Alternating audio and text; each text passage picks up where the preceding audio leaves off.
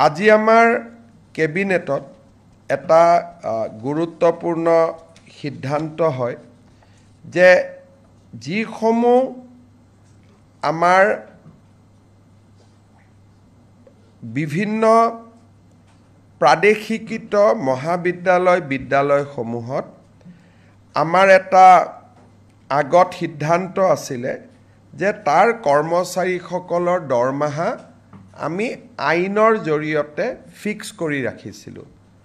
দৰমহা বঢ়াৰ ব্যৱস্থা নাছিল। যি দৰমহা আছিল তাতে তেওঁলোক থাকি গৈছিল। আজি কেবিনেটে সিদ্ধান্ত গ্ৰহণ কৰে যে প্ৰতি বছৰে এখেতসকলৰ দৰমহা 6% বৃদ্ধি হৈ গৈ থাকিব। আগতে কেনেকৈ দৰমহা বাঢ়িব তাক আইনখনত লিখা নাছিল। এতিয়াৰ পৰা প্ৰাদেশিকৃত বিদ্যালয়ৰ কৰ্মচাৰীসকল, তৃতীয় আৰু চতুৰ্থ বৰ্গৰ কৰ্মচাৰীসকলৰ দৰমহা প্ৰতি বছৰে 6% ইনক্ৰিমেণ্ট পাই গৈ থাকিব। আজি আমাৰ কেবিনেটত আগতেও মই ঘোষণা কৰিছিলোঁ, আমাৰ যিবিলাক ধুবুৰী, চাউথ চালমাৰাৰ দৰে জিঅ'গ্ৰাফিকেলি ডিজএডভান্টেজ স্থানত শিক্ষকতা কৰে, তেওঁলোকে আগতে বদলি হ'বৰ কাৰণে আইনমতে অতি কমেও 12 বছৰ শিক্ষকতা কৰিব লাগিছিল। আজি আমি আগৰ প্ৰতিশ্ৰুতি অনুসৰি বিধানসভাত আইনৰ সংশোধনী আহিব।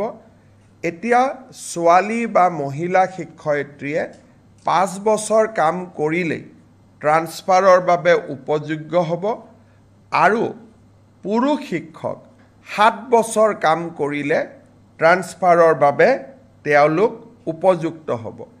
এই আইনখন সংশোধনীৰ বাবে আজি কেবিনেটে অনুমোদন জনায়।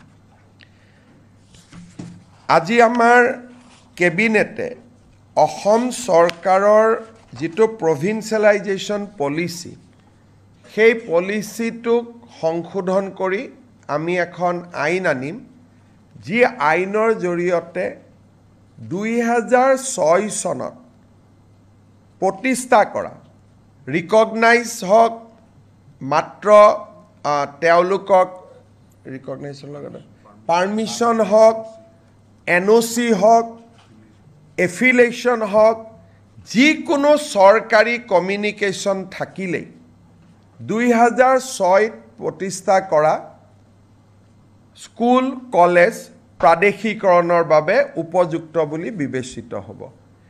অৰ্থাৎ প্ৰাদেশিকৰণ আইনৰ সংশোধনৰ বাবে অসমৰ শিক্ষক সমাজে যি দাবী কৰি আছিলে তাক আজি আমাৰ কেবিনেটত গ্ৰহণ কৰা হয় আৰু ইয়াৰ সংশোধনী বিলখনো অনুমোদন কৰা হয়।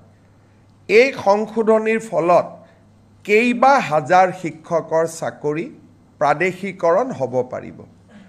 পাৰ্থক্যটো মই বুজাই দিছোঁ। আগতে আমাৰ নিয়মটো আছিল যে 2006 চনত প্ৰতিষ্ঠা হ'ব লাগিব আৰু সকলো অনুমোদন পাব লাগিব, তেতিয়াহে প্ৰাদেশিকৰণ হ'ব।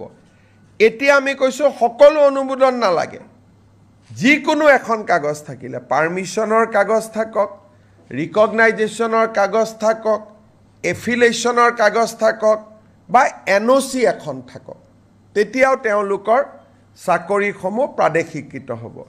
এই আইনৰ ফলত বহুকেইখন মহাবিদ্যালয় প্ৰাদেশিকৃত হ'ব, সুবিধা পাব। কিমানখন কলেজ হ'ব? প্ৰায় 15খন নতুন মহাবিদ্যালয় প্ৰাদেশিকৃত হ'ব। স্কুল কিমানমান হ'ব? স্কুলটো হিচাপ উলিয়াব দিগদাৰ, কিন্তু কেইবা হাজাৰো বিদ্যালয় নতুনকৈ প্ৰাদেশিকৰণৰ আওতাত আহিব পাৰিব।